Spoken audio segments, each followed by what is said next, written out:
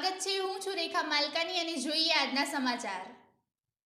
શામળાજી પોલીસે ટાટા કંપનીની mini ડાલા number GJ27X5796માં બનાવેલા ગુપ્તખાનામાં ભારતીય બનાવટની વિદેશી દારૂ તથા પ્રોઈ મુદ્દામાલ મળી કુલ કિંમત ₹2,36,018નો મુદ્દામાલ પકડવામાં સફળતા મેળવી।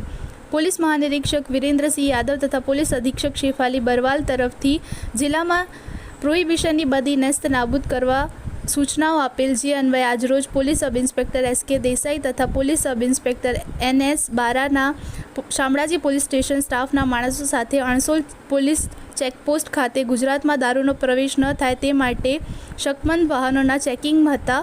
તે દરમિયાન ટાટા કંપનીના મિની ડાલામાં તપાસ કરતા પ્રોહિબિશનનો મુદ્દામાલ પકડી પાડી ચાલક વિરુદ્ધ કાયદેસરની કાર્યવાહી હાથ ધરવામાં આવેલ છે।